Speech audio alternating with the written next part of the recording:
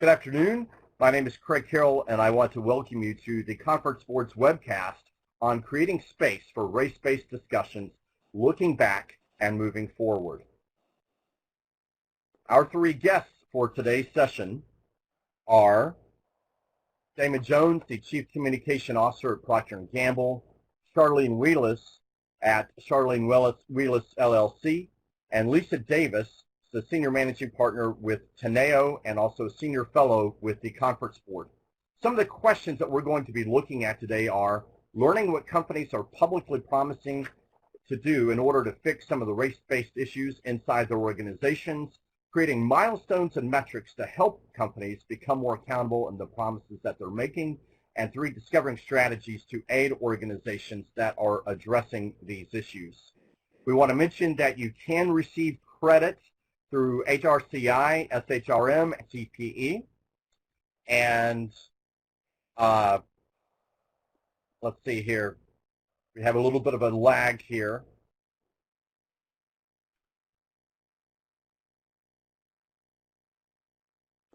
And so I don't know who's controlling the deck here, but just bear with us as we get this sorted out. So we've covered our objectives. We've introduced our guests for today. And I'm going to begin our session with the announcement about how you can earn credit. So we have HRCI, SHRM, and CPE. And so the important thing to know is that you will need to stay on to the webcast throughout the program. And to our tech team, the deck is freezing at the moment. So if you can put the slide on, okay, thank you. So we're going to begin with just a recap of where we have been for the past 3 months since George Floyd's death. And part of my own story here was in terms of getting involved in this issue was actually in response to a video posted by one of our guests here today, Charlene Wheelis, who is the chair of the Arthur Page Society, posted a video that, for me, one of the most important points was about the idea of silence is violence. And if you are not speaking out and making known where you stand on these issues today, then organizations or causes that are not supportive to the racial equity movement will see it as not being supportive of their endeavors, or at least being siding with those who are not in line with that objective. So we're going to begin, so that's where we began with the initiative. And our first webcast on this topic, we invited some of the leading scholars on race in some of the top business schools together to lay out some of the top conceptual issues. And then in our second webcast, we invited currently leaders in corporate affairs to talk about their lived experience in organizations and how their organizations were making changes. Our third webcast, we had 3 TCB members to speak about how their organizations were speaking out for the very first time. And in this webcast, we're now reflecting on the past 3 months and looking at where we need to go from here. So from the studio, if you could put up on the board for those who are attending, the first question, the first survey question that we want to ask our audience for launching the discussion. And the first poll question is, where does your organization stand on racial equity? I do not know where our organization stands. Our organization has not taken a stand. Our organization is following the lead of others, or our organization has led the way. And already over 50 companies have completed the survey. I will give you one more moment to participate. We have 165 people on the call. Thank you for joining us.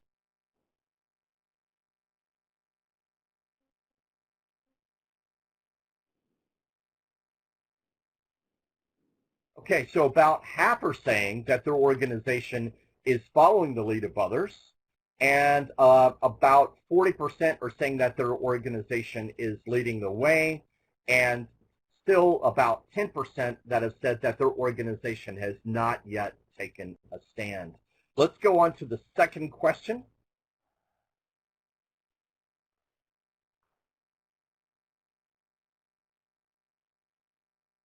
Our second question, how clear do you see the path to racial equity in your organization? Very clear, fairly clear, unclear, clearly not there.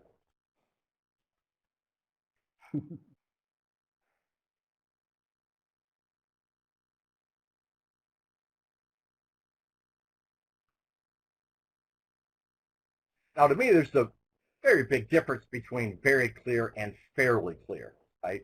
So I think there's important momentum in terms of helping to generate clarity for organizations. And we see that just right at 50% say fairly clear, 16% say very clear, and 30% say unclear, and 6% say clearly not there, right? Certainly says that we've got a mix of participants on the call today. If we could move on to the third question, please.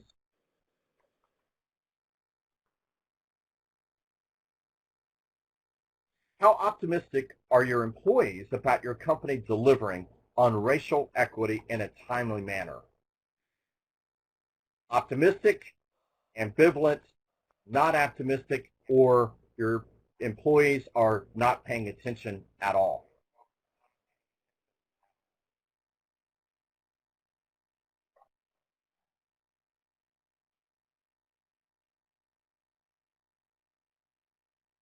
So looking at the divide here, we have about 42% that say that they are optimistic, 37% who are fairly ambivalent, 21% who are not optimistic, and then 3% who say that their employees are not paying attention. This seems to be a pretty important point. I want to give everyone a chance to reflect on this here just for a moment, right? So we have a considerable degree of respondents who are reporting ambivalence, 37% reporting ambivalence, and 20% reporting not optimistic, which says that there is tremendous room for growth and for the work and the job that we have ahead of us. So with this, I'm going to open up our discussion to our three guests on today's broadcast here, and we're going to start by reflecting on some of the recent progress that has gone on over the past 3 months in terms of the corporate landscape. And I would say when we ask the question here, it's not necessarily looking at one organization, but looking at the whole. So Charlene, I'm going to start with you. Reflecting on the past 3 or 4 months, what type of progress have you seen? Well, I've seen varying levels of progress. I think that companies that were leaning in before are continuing to lean in. And I guess where I've seen the biggest difference, though, is that companies that weren't paying attention at all now are paying more attention. They're trying to be intentional, and they're also looking beyond the numbers. And what I mean by that is really recognizing that it's not just about whether or not you have Black people within your ranks in your company. That's important, so don't get me wrong there, but recognizing that that is one piece of diversity and inclusion and achieving equity and justice. And so I have seen more attention on justice issues, and I think that makes a lot of sense, and I think that gives me a lot of hope, because that means people are really starting to understand the real issue, which is systemic bias and systemic racism within society that then has bled into our organizations. So I would say I'm seeing a lot more intentionality from companies. Great. I like to focus there on intentionality. Lisa, what about you? What are some things that you've noticed here over the past 5 months? Well, I think the thing that we have to focus on a lot is the kind of intensity of progress and how we've changed from a moment where companies did not want to respond or engage at all in discussions that had to do with race or any other that was considered almost anything volatile was something they didn't want to talk about.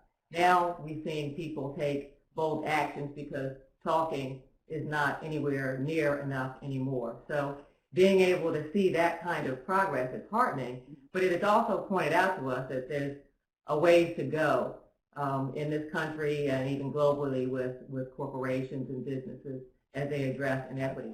Damon, what about you? I think, one, speaking in terms of your role at Procter & Gamble, but also as you look at the landscape as a whole. I guess what I say, starting out broadly, what is encouraging to me is that more people are aware of what's going on and engaging in the topic, but I've been reassured by the progress of not only people thinking about what they can do within the walls of their own organizations, but frankly, what can they do to drive equity and equality beyond their own walls. I think what we see from a consumer landscape is a greater realization that the private sector has a very significant role to step up and to make meaningful and thoughtful contributions, that we can't sit back and wait for government or wait for other institutions to do it. Frankly, the business community has a ton of resources, a ton of brain power, a ton of ways of bringing the things that they can do to bring to the market, tools, tactics, solutions to drive equity and equality, and I'm encouraged that more people are stepping up to do it. I think you still have a lot of people in the middle, to Lisa's point, that are wondering, well, hey, do I have a right to play in some of these areas? Maybe I'll just sit back and tell people what I think. But the more people realize that they can actually do things and that those things can make a meaningful difference, that gives me confidence that we're moving Well, that's towards great. the So right I'm direction. actually going to shift this, right? As looking inside, all of you have served in this role. Damon, you're in the role now, and Charlene and Lisa, you have recently come out of the role and are now advising companies serving in this role. And one of the discussion pieces I've noticed as I've had my conversations, I meet with 2 CCOs every single day, and early on, there was this spike in movement with the first couple of weeks after George Floyd's death. But one of the interesting pieces that I saw was the, I don't know if it's ambivalence or if it's a matter of everyone's plates are full with COVID-19, but there's this moment of a lack of clarity in terms of who's actually responsible for this. Is it the Chief Diversity and Inclusion Officer's role, or is this the role of the Chief Communication Officer? And so I'm going to throw that to you in terms of how, with our audience being Chief Communication Officers, how should we think about the division of labor or the degree of cooperation, the degree of alignment between the Chief Communication Officer and the Chief Diversity Officer? So Lisa, we'll start with you on that question. You know, it's a great question because the organizations that do it the best, it's not owned in any one shop. Right. It's a leadership imperative. It has to start with the top, and that includes the CEO, that includes, you know, boards of directors, to be honest with you, because that's who actually helps to drive policy and culture throughout an organization. So the CCO has got a strong role. Mm-hmm. So does the head of D&I. So does the CEO, because if it lands in just one person's or one group's office, we've seen those kinds of efforts stall out. And we don't want this to be a tail trying to wag the dog situation. Right. Employees don't stand for that. Oh, that's great. Damon, your response to this? There's plenty of work to be done and still not enough hands doing it, plain and simple. So to use, you know, Lisa's point, if you're looking around wondering who's going to do it, then look down and look at your own 2 hands and say, you know, I got something to do here. So, you know, as part of my responsibilities, I lead our advocacy portfolio, but I really see my job as helping everyone throughout our organization figure out what they can do. So I'm engaging in conversations with our CFO and our treasurer about how do we create equity in the financial systems in which we operate. I'm working with our chief marketing officer and our chief brand officer to say, hey, how are we driving equity in the messages that we're putting out into the world? I'm looking at our purchasing and our supply chain leaders and talking to them about what are they doing in their operations and in their parts of the business to figure out where equity comes from. I think the longer ways we think about this as the job of one person or the job of CSR or the incremental steps versus looking at an integrated plan of what is our organization doing to try to drive equality within our walls and in the communities where we live and work, you know, we're not going to make that progress. So many hands make light work. That's a great and I think that's Charlene, what would you add to this question about the CCO versus Yeah. or with the D&I? Well, I agree with Damon and Lisa both, and there is plenty of work to be done, and that there is a role for everyone. You know, I tend to look at this this effort that companies are undergoing right now, similar to reputation, where at the end of the day, reputation is everybody's responsibility, and I believe that certainly equity is absolutely everyone's responsibility. I think that CCOs are in a unique position because it is a CCO's job to look across the organization all of the time. And so I see the communicator or the CCO as a convener within the organization. But this is something that everybody needs to put their arms around and to take on. And I think especially with CCOs, one of the things that we do better than other parts of any organization that I've ever seen is that we pay attention to language, and we understand that words matter and that words have meaning. So as an example in that vein, I hear often when I talk to companies, and sometimes I'll hear leaders say, well, when George Floyd died, or when George Floyd was killed, and I stop them and I say, let's be really clear here. George Floyd didn't die, he was murdered, okay? And that is a very different context than he died, right, or that he was killed.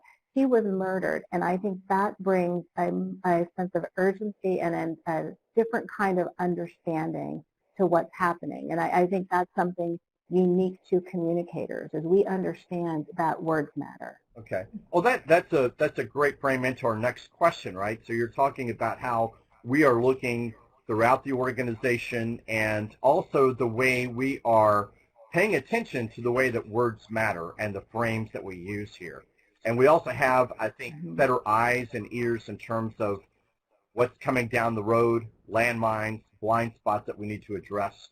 One that I would like to address is, how do we get from where we are now to where we need to be, right? And the visual image that comes to me is that chasm, that gulf that exists, and how do we build a bridge from here to there, where there seems to be such a wide gap between current reality and desired reality? Damon, we'll start with you on that question. I think there's probably three things that I would consider, Craig. I think one has to be first, the acknowledgement of the problem, and to use Charlene's point, is we have to acknowledge how we got here. And at the core of how we got here is systemic and institutional racism, right?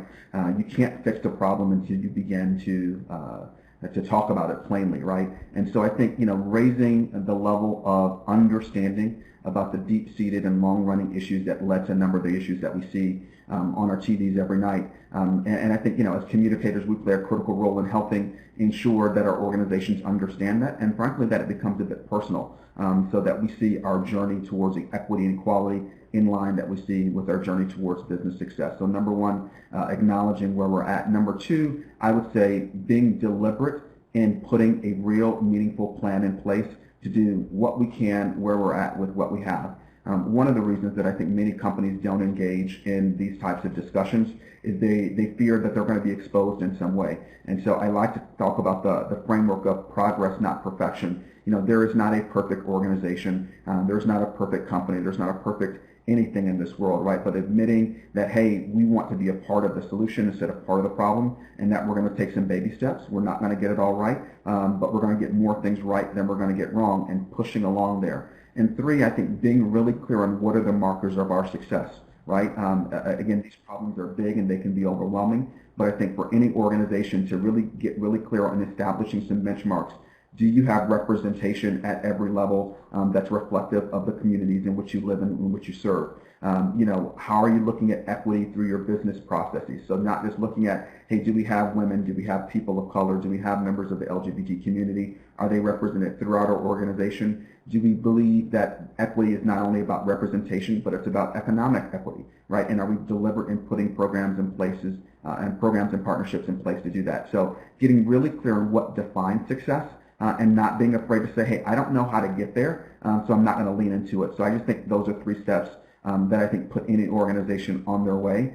Being honest with yourself, being deliberate and focused in a plan, and being very measurement and outcome focused to the same degree that we measure our sales or we measure our earnings. Fantastic. We can measure so I'm results going when to it comes ask Lisa to and equity and Charlene inclusion. the same question, and then we're going to address some of the questions that are coming in from our audience. Okay. So Lisa, what is your response here? I think you used an action verb when you talked about building the bridge, the gap between aspiration and what they should be doing in action. And that is the key, is the action verb. It's the action verb. And everything Damon said, I endorse wholeheartedly. What I'll add, I think, on top of that is in organizations, in particular companies, this needs to be looked at and addressed as part of its business issue, its business strategy, not like a separate strategy that's going to run alongside, and as we've seen, eventually runs out of steam. But should it be on the scorecard for the business if you really want to, if that's what you're really going to, drive through? Shouldn't it be part of your policies and practices, your hiring policies and practices anyway? These are value-laden issues in addition to whatever remuneration or action steps are going to be taken. But this is really about who your company is, what you stand for, how you're going to execute your business, whatever it is, if it's a not-for-profit, a for-profit. But this has got to be embedded within and cannot be seen as a standalone, separate issue. Because we've also seen employee blowback issues. Yep. You're paying attention to this group. Does that mean I don't matter anymore? I mean, so we've got to look at this in the overarching context and have it addressed that way holistically as the company. Okay, great. Charlene. Yeah, so, I don't think that we're going to solve this problem because it's so big, right? I think the best that we can do is do everything that we can to address the problem. Because I think what we have to recognize is that, and both Damon and Lisa talked about it, is the systemic nature of what we are faced with. The system works exactly as it was intended to, which was to marginalize and disenfranchise Black people, okay? And we need to recognize that, and that's the system that has to be broken down, right? So can we address it?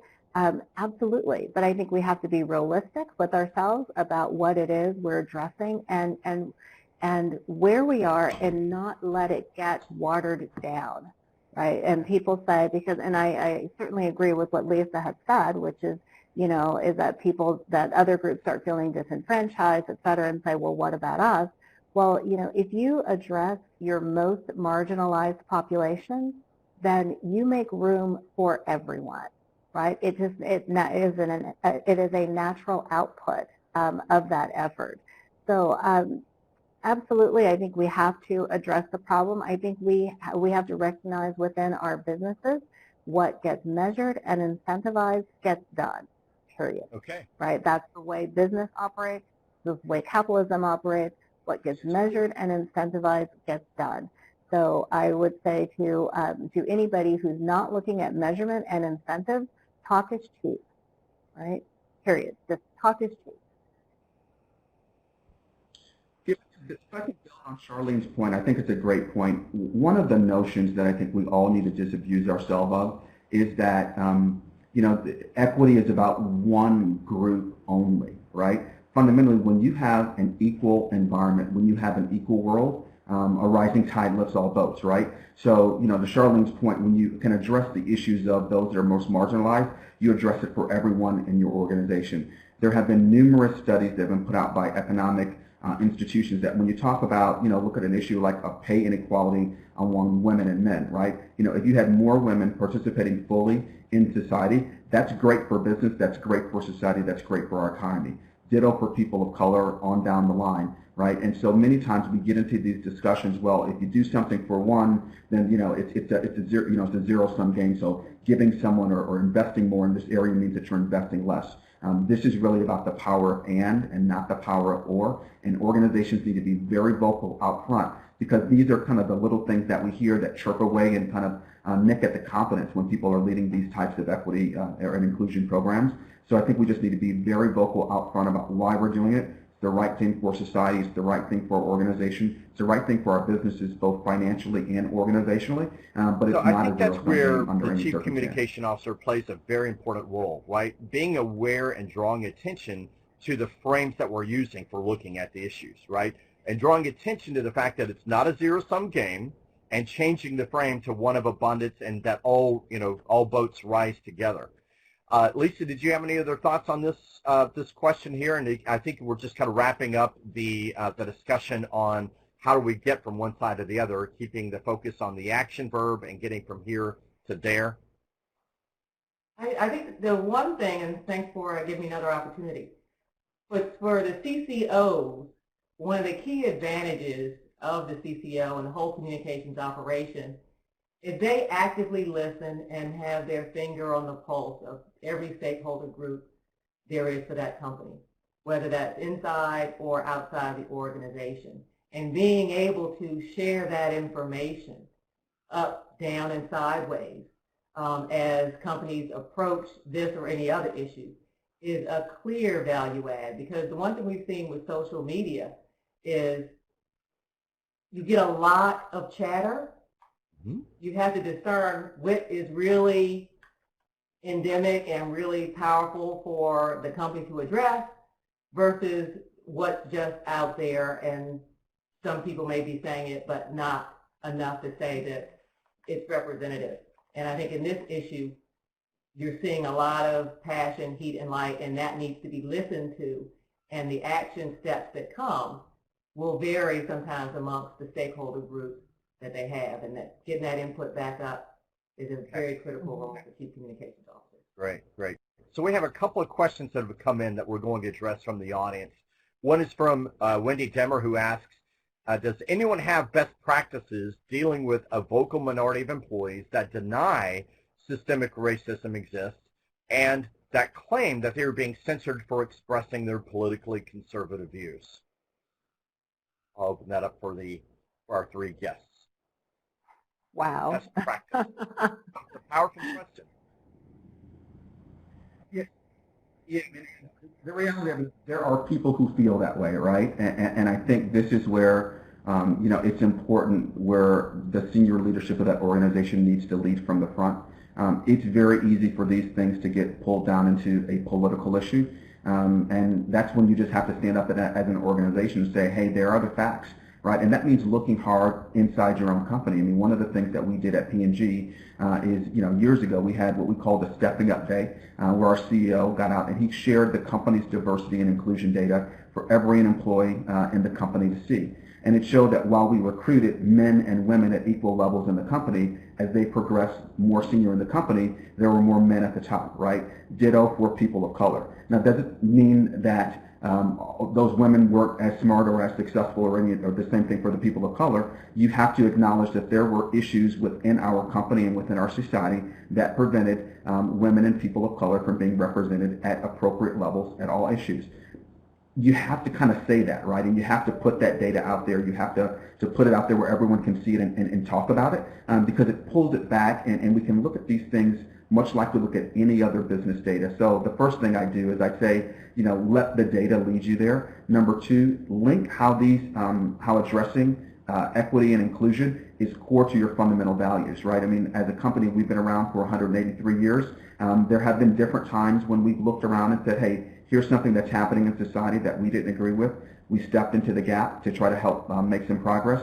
This is no different. So we just didn't suddenly get woke, as some people say, this is a part of our values in action. But I really do think it comes down to looking at the data, having the confidence to say it, but welcoming that conversation. When we know people have these conversations, you don't welcome it, they go into the break room and they go offline.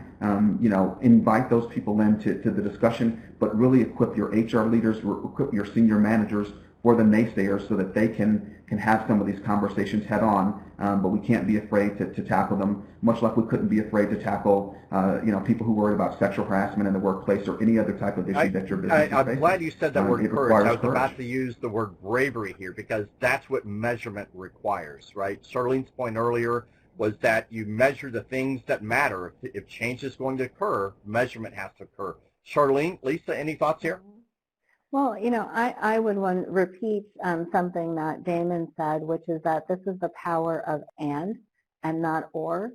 And I think that often when you have populations that are very nervous about the talk of, or fearful, quite frankly, about the talk of equity, they're often looking through a lens of scarcity, meaning if we're going to elevate this group, that means you're going to take something away from me. And I'm really more of the mindset of let's just make the pie bigger, right? It doesn't have to be me or you, right? That wins. It can be both of it can be together. So the power of the and instead of the or. And then also I would say that with a lot of groups, and I think what we saw happen this summer is we became aware of how uneducated people are about the history of racism and the systemic nature of racism in our country. And as I've talked to people, I mean, you change minds one person at a time. And as I've talked to people, many people are unaware of the very intentional oppression of people of color.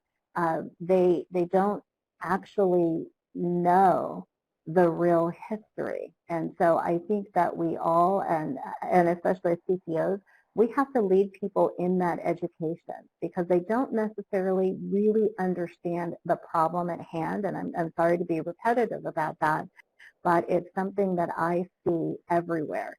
And people say, well, I work hard. You talk about, as an example, white privilege.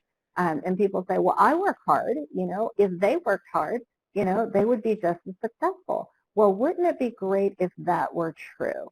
And it's not, right? And when we talk about white privilege, we're not talking about white wealth. We're simply talking about white advantage, right? That you have had the advantage of not having to make up for something that you can't even control, right? Which is the color of your skin. So I know, Craig, I do get a little bit carried away, but Okay. because I'm quite That's passionate a great about point. this. Yeah, no, there's nothing carried away. That is so on point. And I think what I would add here is that you cannot change something if you're not aware of it, right? So being aware of what the history there is so important, right? Because if that awareness is not there, there's no motivation, there's no impetus for change. And so that is the aspect there, right? That sense of awareness has to be there for there to be the motivation for change. Lisa, any remaining thoughts here on this question? I think my colleagues have contributed some great information, and I'll move on to the next question for you. Okay. Well, we do have a couple of other questions that have come in through the discussion window, so this is fantastic. The second question we have from Regina Blair, building on the earlier question about, and some of the earlier comments, how do you close the gap in the environment of executive order implications for corporations that do business with the government? Oh, Charlene. Wow, you know what? Y'all vote, okay? Get out and vote. I am not being political, really, but that's one of the most asinine things I've ever heard of happening. I don't care where you stand on politically, but y'all go out and vote.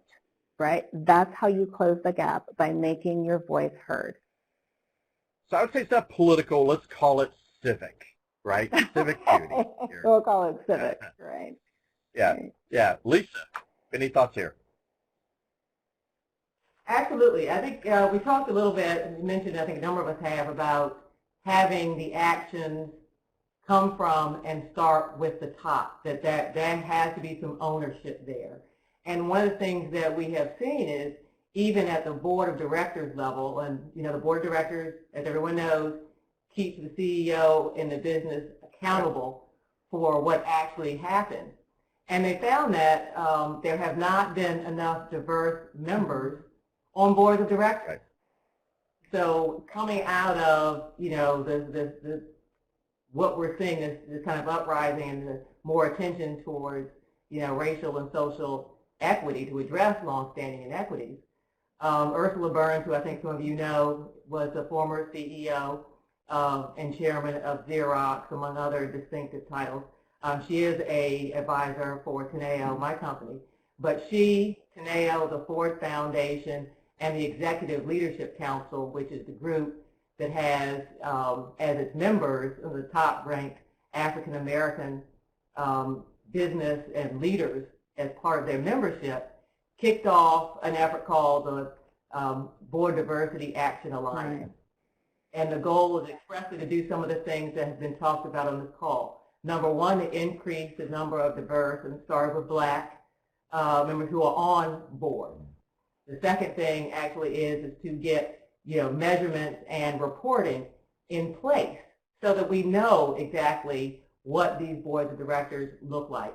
And from there, the one thing we do know is if you have people of color, if you have Black people who are on board, and they do know, to Charlene's point, the experience and the history, they're going to be much, much, much, much, much better at helping the rest of the board who may or may not understand what some of the issues are, what can be done to address it, and to continue moving forward with actions and policies that correct some of the inequities that have happened, in the past. So those kinds of real steps about how you bridge the gap by doing it, and by doing leadership initiatives in addition to what you want to put in place for communities, business partners, and your workforce. Okay, that's great. That also speaks to Damon's point earlier about courage, right? Because if you could just visibly see that it's not present on the board level, and you still measure it, right? When you measure it, when you know that it's not going to go in your favor, that's where you're going to get the impetus for change and making that change occur. Damon, do you have any final thoughts on this round from the discussion board? Two very quick ones. Number one, there was a point that I don't want to move past because I think it was an important one that Lisa said. In this moment, one of the things that's different today than I think a few years ago is too many organizations were afraid to have the conversation, right?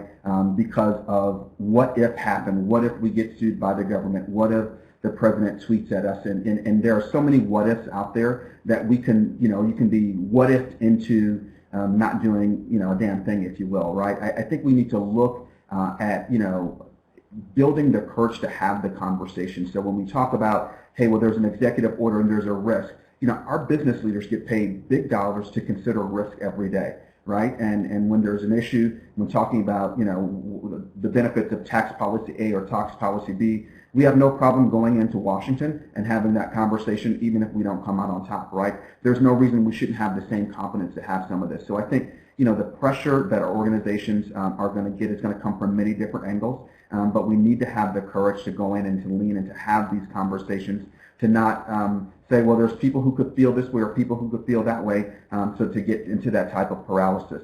And then the other thing to Lisa said is you just have to have the courage to ask the right questions with the right people at the right times. I think that's critically important, okay. And not just what if, how to take the action. One thing, I'm sorry, and that is, because I know there's a lot of what can we do? How do we, take action and take steps, and what can CCOs do? The one thing I forgot to mention about the Board Diversity Action Alliance is that companies actually join and commit. Mm-hmm. And there have been a number of major companies that have done that. And people on this call, you might take a look at it and say that maybe this is something I want to bring to my company to say, here's something tangible and concrete that can be done. And it's courageous, but you're not going to be walking alone, because there are a number of other significant organizations and top Fortune 100 companies that have joined already and made that commitment. Yeah. So here's another question coming in that plays right in there, Lisa, from the discussion forum, from Barbara Greenberg. What does true equality and inclusion look like in an organization?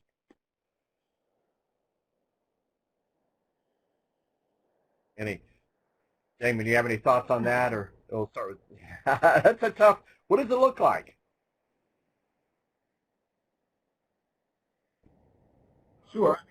Again, I think you have to look at it, and I don't want to sit here and arrogantly say I can determine what that looks like for every organization. I'll tell you how we look at it, right? We look at it as ensuring, that our company from top to bottom reflects the people that we serve, right? And so that means equal men and women at every level of our company, starting at the board on down through every level of the company. It means that we are recruited and promoted at the same rates. That's pure organizational equity and equality. But I think we need to go further in saying, hey, we recognize that we don't not only have a responsibility to drive equity within our walls, we need to drive equity and equality within the industries in which we operate. So P&G is one of the world's largest advertisers. So even if we did a great job within our walls and we look out into the commercial production industry and we see that only 11% of ads are produced by women, or 3% of ads, commercials today, are produced by people of color. There's no way that that's equitable, right? And so what are the steps that we're going to take alone and together with others in our industry to make progress in there? We look at it from all of our business partners, we look at it from our suppliers on down through, but I think it really comes in looking at the hard questions and saying, hey, is there a representation? And then what are the broad societal outcomes that we believe are good for our company, and how can we make meaningful contributions to them? So that's how we look at it. Again, every company is going to have a different answer, but I think the process of asking that question and making sure that many voices are at the table as we get to that is a very powerful process. And I think we've been able to make progress in some of those areas because we were able to come together, have some of the hard discussions, bringing everyone together, and then leveraging the privilege and the power of everyone in the room to make some progress. No, I was just going to add to that I think that it is a continuous effort, right? Because we are not all in the same place. Equity it does not mean you treat everybody the same, because we all have different needs. We all come from different places and different backgrounds, and I think it's going to be different in every company, but I think it is a continuous effort to make sure, for a company to make sure that we are being equitable to everyone who is in our company, right? So there's not a boom, we've hit the button and we've achieved it. I think it's ongoing, but it's also a mindset. Okay. Lisa, do you want to add some thoughts here? I'm not sure that there's more that I could add for Damon and Charlene. Both had great comments. Okay. I'd love the audience to have opportunity to get their questions answered. Mm-hmm. All right, very good. So we do have one that came in from Todd Baird, and he recognizes that this is a giant question and that the forum may not allow for a comprehensive answer, but how do we start a conversation about reparations, and what role does business play in that? I think that fits nicely with our theme about moving forward, right? And how do reparations play a role in moving forward? Charlene, we'll start with you. So, I think, reparations, I think, is a loaded word, okay? It's a loaded term because it means different things to different people. And quite frankly, to be honest, I'm not sure that I'm a proponent of reparations as much as I am a proponent of equality, being equitable, and doing the right thing. So I think if you label it as reparations, you build a larger group of people who feel that they are the subject of reverse discrimination. I think that's what, when you start talking about reparations, I think that's what it brings out in the organization. And so I think it's really just it's a matter of being equitable within your company, and making that the way you operate, making that a part of your value system. And for those people, and they're out there, those white men who think that now they're being discriminated against, bring them into the conversation, because you know what? If you feel like you're being discriminated against, you've got empathy. You know what we feel like, right? So, so I know I'm getting a little bit aside, but reparations to me just, that's a loaded term that I try to stay away from. But I think you just bring everybody into this. To go back to something Damon said, the rising tide floats all boats. So that's how I would address that question. Well, that should be very helpful, I think, for our audience members who were following that discussion in the chat forum there. Lisa, what would you add to this? Reparations, and I agree with Charlene, that it does mean different things to different people, and how it actually gets executed, there's a bunch of different ways to that. But that discussion at this point is pretty much at the government, societal level, Right. versus, at an individual company or organization level in terms of how it can be defined and then executed. I think as there more comes out about where this nation and other nations want to go with it, and there actually is something to respond to or engage in, at that point, I think that this question could probably be more readily answered. Okay, for the government and society to address those. Mm-hmm. Right, certainly not for corporations. Okay. Damon, what about you? Anything to add to this discussion here?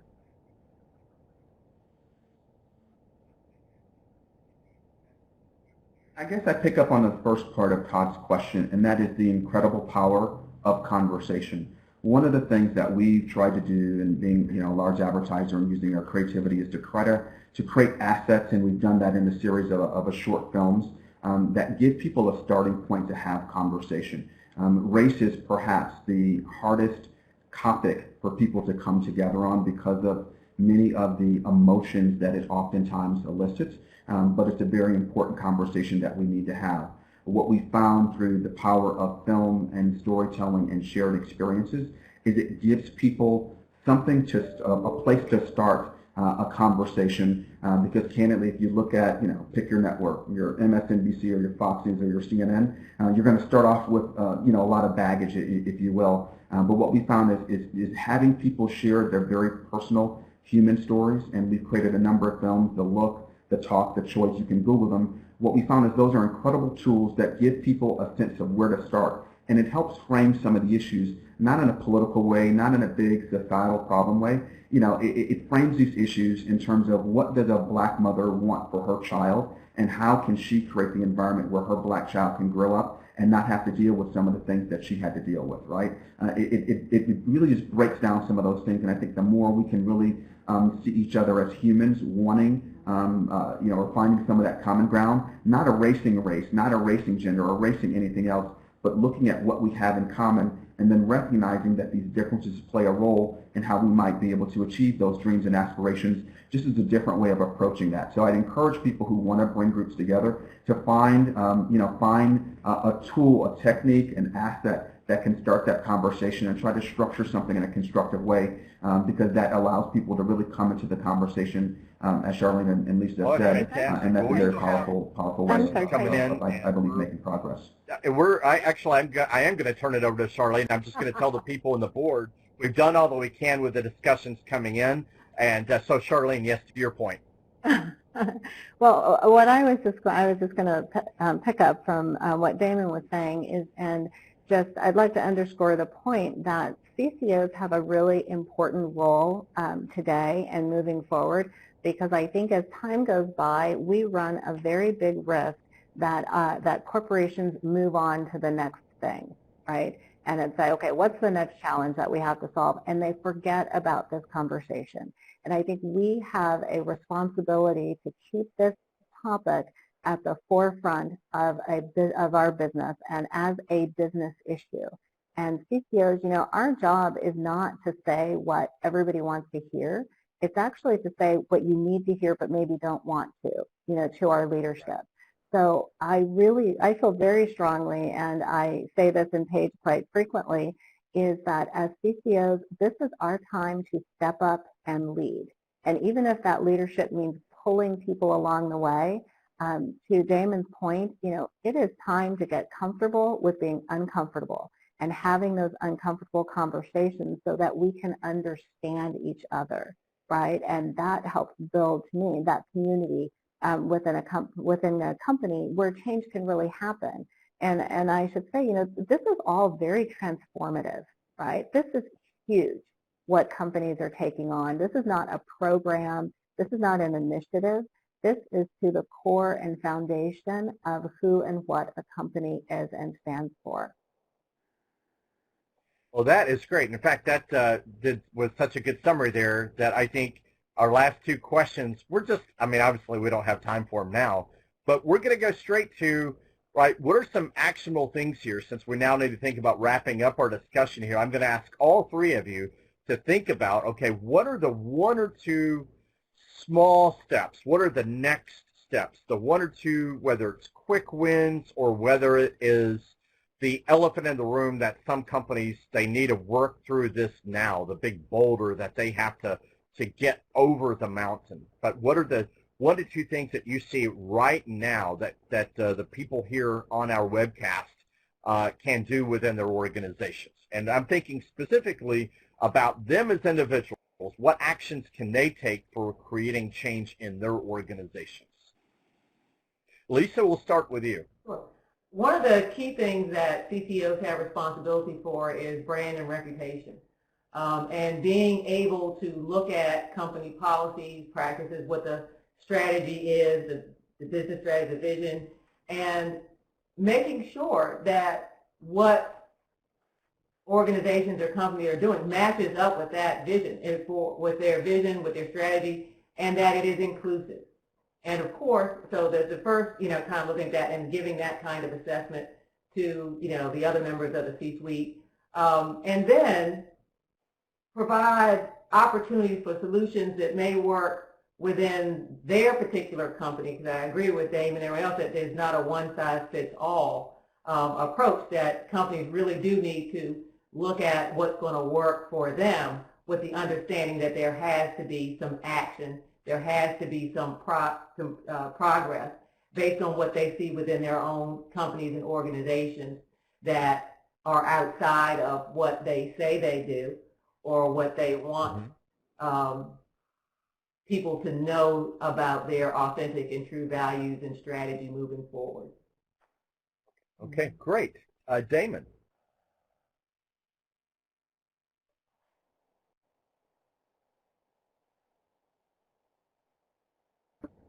What I'd share, Craig, is I think that there are the two tips is, number one, I think as a communications leader, you need to deepen your understanding of the issues and your ability to articulate through conversation the depth and breadth of them, right?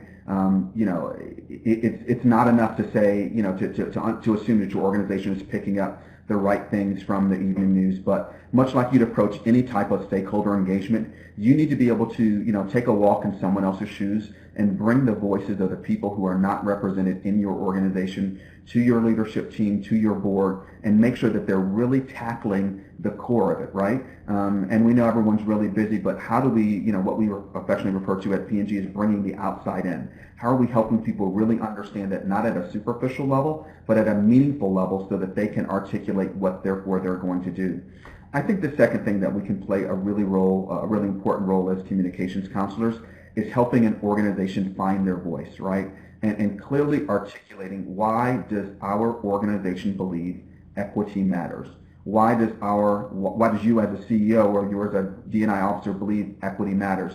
Because that clear articulation really sets the stake, sets the tone for how your organization is going to respond. And there were lots of letters after the murder, of George Floyd, that said, that's a shame and all that other stuff. But it didn't start with George Floyd and it didn't end with George Floyd, right? And so how do your organizations find their voice in what they believe and why they believe that, and somehow finding a way to put your organization on the record for your employees, for your stakeholders, and then using that really to chart a roadmap. But unless you as a TCO understand it, you can't lead that discussion within your company. And number two, you've got to put your stake in the ground as to what we believe and why we believe it. That's going to allow everyone that you engage with to know, do they really want to associate with your organization? Because to Charlene's point, this is not going away. It's going to be with us a while, and I think those organizations who are going to thrive are going to be able to really balance and have that very important conversation. Although my business is a communications advisory, I spend most of my time on racial justice in the workplace issues. And what I say to my clients as you're taking this on, and I would say the same thing to CCOs, is pay attention to self, work on yourself first, and the individuals within your organization. And to both Damon and Lisa's point, do you understand what's going on and what is your own level of competency, of cultural competency? And pay attention to that and work on that. The next piece is company, right? So where is your company on this journey, right? There are lots of models out there, and understand where are you on the journey so you know how far you have to go and can take steps to do that. And then the third piece I say is community. What are you doing in and around your community? Because this is a very local issue in order to get change, to make change happen. So to me, it's look at self, company, community, and I would, I guess, end by saying, and be intentional, right? This is not just going to happen, right? Be intentional. Oh, that is quick a great summary. Yeah, Lisa. And it's specifically for the CCOs, because there are some companies out there who want to put a nice statement out to talk about how horrific, events have been with the murders, with the, a whole host of things that have happened for people of color as of late. That's a negative that's drawn attention to the inequality. They'll want to do that, and maybe you can commit them to. But the next question that's going to come is physician heal thyself. Yeah, so it's really going to be about not just putting it out there and providing sympathetic words, because companies will get caught on the carpet by their own employees and other stakeholders if they don't see that same kind of empathy and action and commitment to values inside the organization that they might see on a written page that the communication shop may have crafted. That is a great summary. Charlene? Right. Now, I just want to say, just to pick up on Lisa's point, if you Google the Richards Group, okay, just Google the Richards Group, and you will see very clearly what happens and how employees are taking their companies to task. Okay. The Richards Group. Okay. And Mm-hmm. Damon, any last ideas or thoughts? We're all good. And we have just enough time if we could put our closing slides up for our great. So first of all, I want to thank everyone for joining us on this engaging discussion about discussions about race at the highest levels of companies and how we can move forward and what our next steps are. I want to remind everyone also that we have a diversity and inclusion virtual event that is happening with the Conference Board on November 12th, 13th, and 16th. This is free for members of the Conference Board, and there is a $100 discount for non-members, and that website is simply theconferenceboard.org/diversity. And next slide.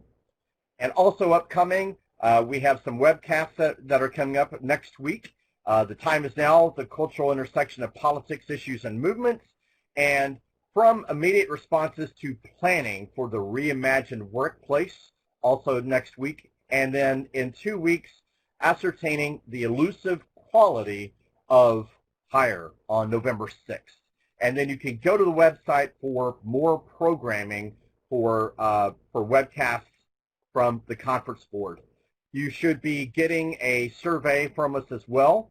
And also pay attention to the Influencers podcast from the Communications and Marketing channel of the Conference Board. And that is also available at conference-board.org/podcast. We want to thank you for joining us today, and I want to give one last acknowledgement to our three guests. Damon Jones, the Chief Communication Officer at Procter & Gamble, Lisa Davis with the Teneo, partner with the Teneo Group, and then Charlene Wheelis, the CEO and founder of Charlene Wheelis LLC.